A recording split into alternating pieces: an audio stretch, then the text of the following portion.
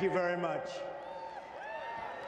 I speak to you today as a lifelong supporter and true friend of Israel.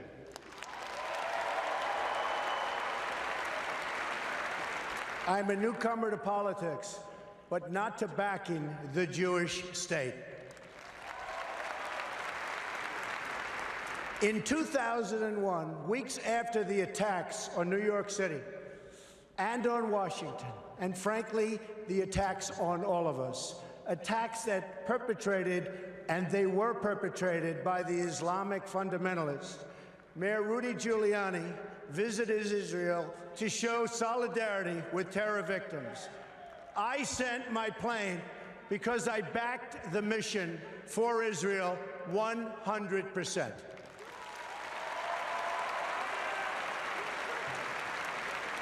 In spring of 2004, at the height of the violence in the Gaza Strip, I was the Grand Marshal of the 40th Salute to Israel Parade, the largest single gathering in support of the Jewish state. For anyone supporting Israel, many people turned down this honor.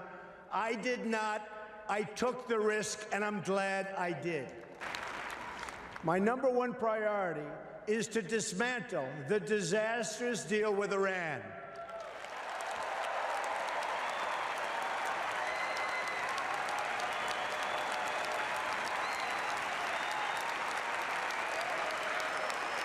Thank you. Thank you. I have been in business a long time. I know deal making.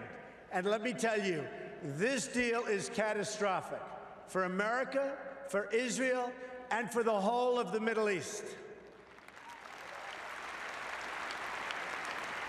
The problem here is fundamental. We've rewarded the world's leading state sponsor of terror with $150 billion, and we received absolutely nothing in return.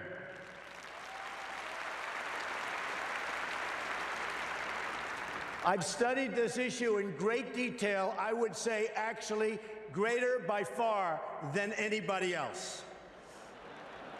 Believe me. Oh, believe me. And it's a bad deal. The biggest concern with the deal is not necessarily that Iran is going to violate it, because already, as you know, it has. The bigger problem is that they can keep the terms and still get the bomb by simply running out the clock. And of course, they'll keep the billions and billions of dollars that we so stupidly and foolishly gave them.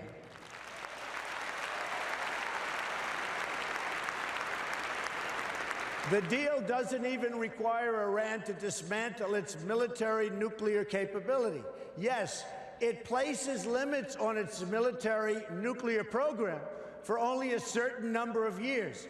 But when those restrictions expire, Iran will have an industrial-sized military nuclear capability ready to go and with zero provision for delay, no matter how bad Iran's behavior is. Terrible, terrible situation that we are all placed in, and especially Israel.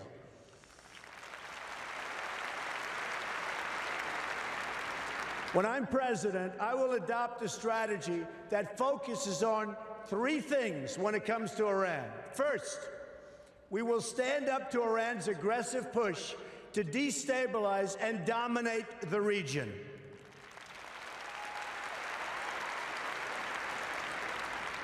Iran is a very big problem and will continue to be, but if I'm not elected president, I know how to deal with trouble, and believe me, that's why I'm going to be elected president, folks.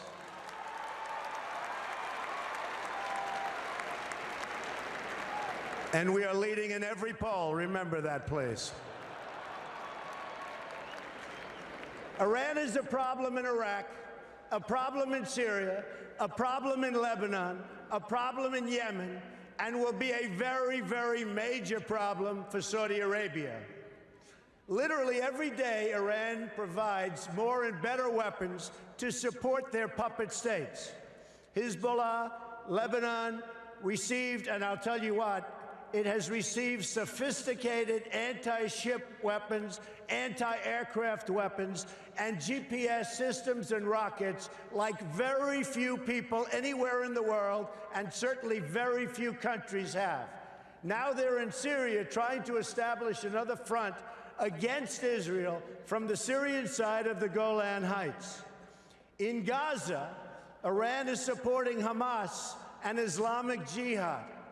And in the West Bank, they're openly offering Palestinians $7,000 per terror attack and $30,000 for every Palestinian terrorist home that's been destroyed.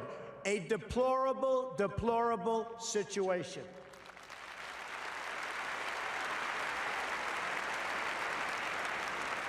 Iran is financing military forces throughout the Middle East, and it's absolutely incredible that we handed them over $150 billion to do even more toward the many horrible acts of terror.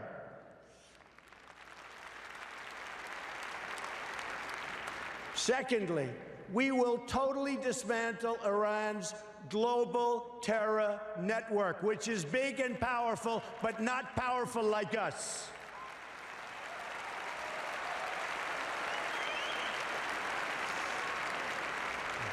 Iran has seeded terror groups all over the world. During the last 5 years, Iran has perpetuated terror attacks in 25 different countries on 5 continents. They've got terror cells everywhere, including in the Western Hemisphere, very close to home. Iran is the biggest sponsor of terrorism around the world, and we will work to dismantle that reach. Believe me, believe me.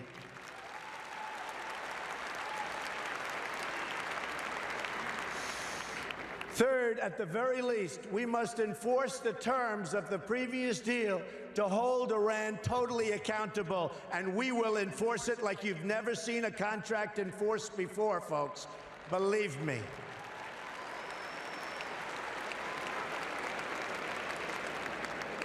Iran has already, since the deal is in place, test-fired ballistic missiles 3 times. Those ballistic missiles, with a range of 1,250 miles, were designed to intimidate not only Israel, which is only 600 miles away, but also intended to frighten Europe and someday maybe hit even the United States. And we're not going to let that happen. We're not letting it happen, and we're not letting it happen to Israel, believe me.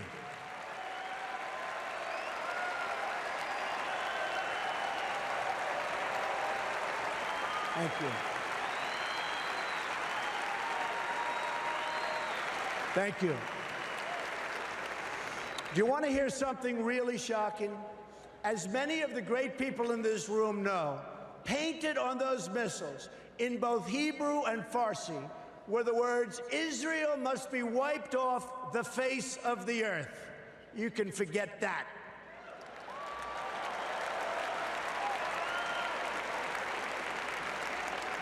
What kind of demented minds write that in Hebrew? And here's another. You talk about twisted. Here's another twisted part. Testing these missiles does not even violate the horrible deal that we've made. The deal is silent on test missiles. But those tests do violate the United Nations Security Council resolutions. The problem is no one has done anything about it. We will, I promise we will.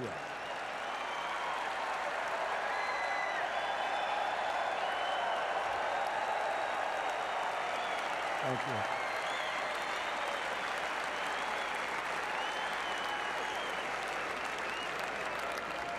you. Which brings me to my next point, the utter weakness and incompetence of the United Nations.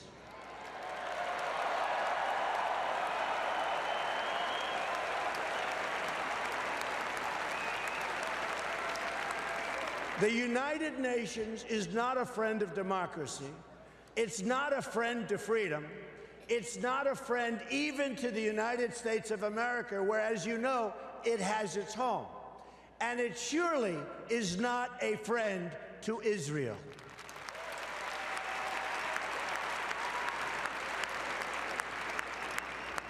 With President Obama in his final year, yay.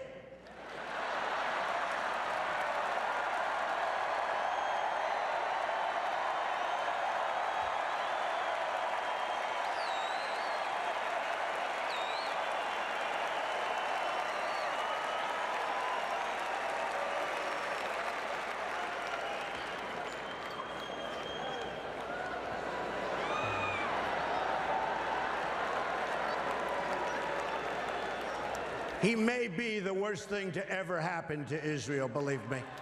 Believe me. And you know it, and you know it better than anybody.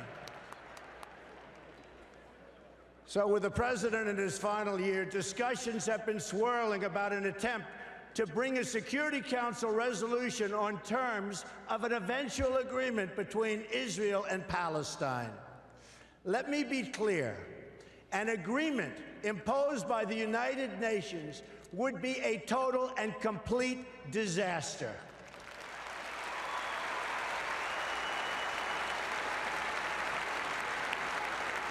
The United States must oppose this resolution and use the power of our veto, which I will use as president 100%.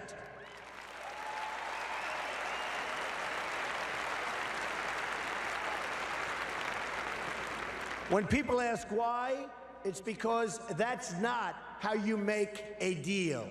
Deals are made when parties come together. They come to a table and they negotiate.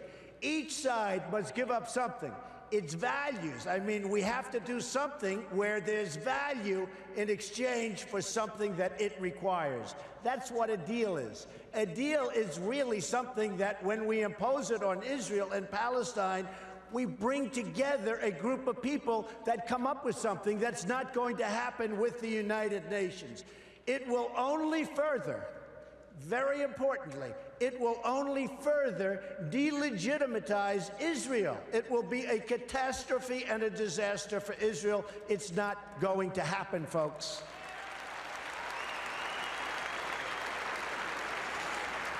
And further, it would reward Palestinian terrorism, because every day they're stabbing Israelis and even Americans. Just last week, American Taylor Allen Force, a West Point grad, phenomenal young person who served in Iraq and Afghanistan, was murdered in the street by a knife-wielding Palestinian. You don't reward behavior like that. You cannot do it.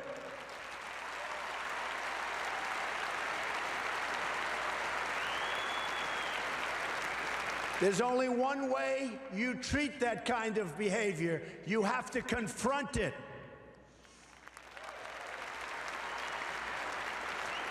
So it's not up to the United Nations to really go with a solution. It's really the parties that must negotiate a resolution themselves. They have no choice. They have to do it themselves, or it will never hold up anyway. The United States can be useful as a facilitator of negotiations, but no one should be telling Israel that it must be, and really that it must abide by some agreement made by others thousands of miles away that don't even really know what's happening to Israel, to anything in the area. It's so preposterous. We're not going to let that happen.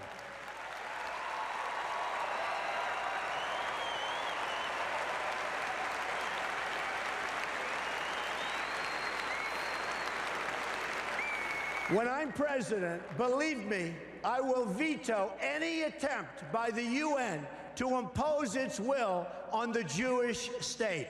It will be vetoed 100%. You see, I know about deal making. That's what I do. I wrote The Art of the Deal. One of the best-selling all-time, and I mean seriously, I'm saying one of because I'll be criticized if I say the, so I'm going to be very diplomatic. One of I'll be criticized. I think it is number one, but why take a chance? One of the all-time best-selling books about deals and deal-making. To make a great deal, you need two willing participants. We know Israel is willing to deal. Israel has been trying. That's right.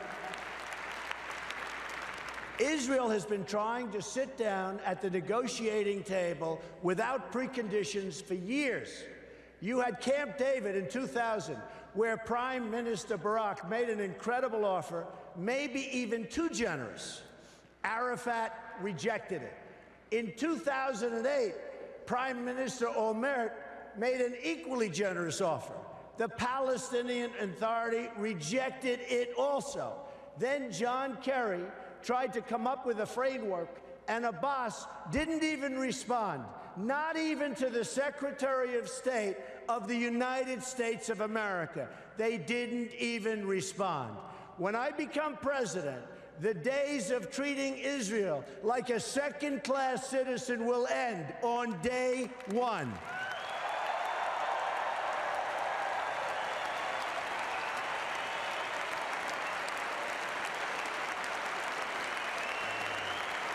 Thank you. And when I say something, I mean it. I mean it. I will meet with Prime Minister Netanyahu immediately. I have known him for many years and will be able to work closely together to help bring stability and peace to Israel and to the entire region. Meanwhile, every single day, you have rampant incitement and children being taught to hate Israel and to hate the Jews. It has to stop.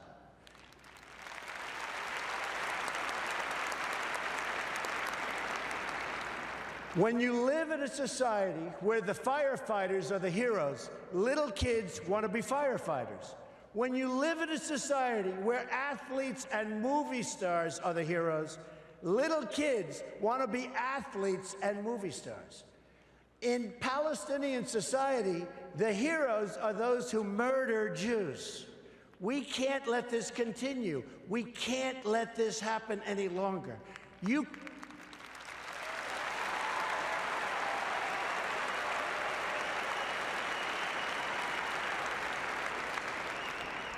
You cannot achieve peace if terrorists are treated as martyrs. Glorifying terrorists is a tremendous barrier to peace. It is a horrible, horrible way to think. It's a barrier that can't be broken. That will end, and it'll end soon, believe me.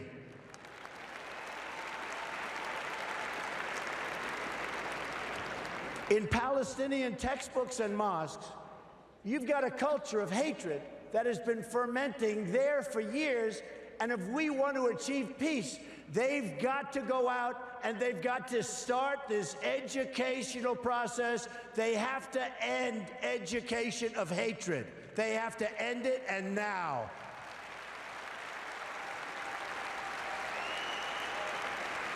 There is no moral equivalency. Israel does not name public squares after terrorists. Israel does not pay its children to stab random Palestinians. You see, what President Obama gets wrong about deal-making is that he constantly applies pressure to our friends and rewards our enemies.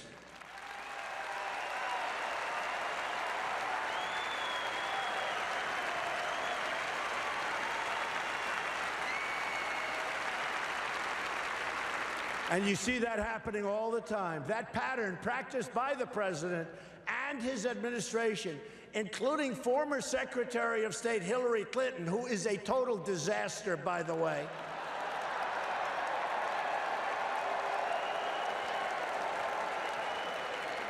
She and President Obama have treated Israel very, very badly. But it's repeated itself over and over again and has done nothing to embolden those who hate America. We saw that with releasing the $150 billion to Iran. in the hope that they would magically join the world community. It didn't happen. President Obama thinks that applying pressure to Israel will force the issue, but it's precisely the opposite that happens. Already, half of the population of Palestine has been taken over by the Palestinian ISIS and Hamas, and the other half refuses to confront the first half, so it's a very difficult situation that's never going to get solved unless you have great leadership right here in the United States. We'll get it solved one way or the other. We will get it solved. But when the United States stands with Israel, the chances of peace really rise, and rises exponentially. That's what will happen when Donald Trump is president of the United States.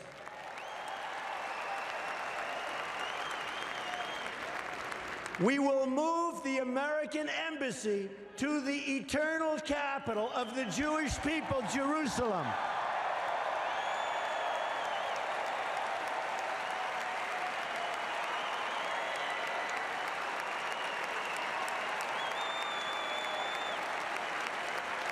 And we will send a clear signal that there is no daylight between America and our most reliable ally, the State of Israel.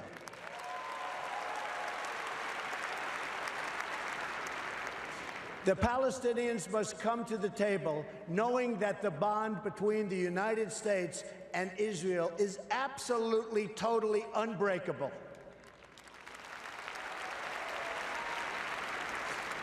They must come to the table willing and able to stop the terror being committed on a daily basis against Israel. They must do that. And they must come to the table willing to accept that Israel is a Jewish state and it will forever exist as a Jewish state.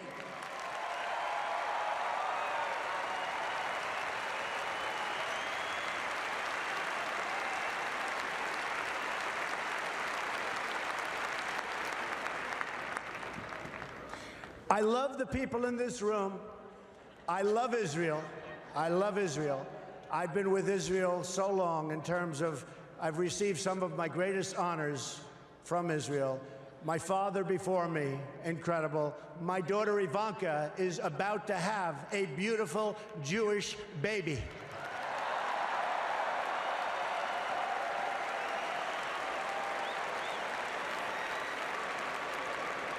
In fact, it could be happening right now, which would be very nice as far as I'm concerned.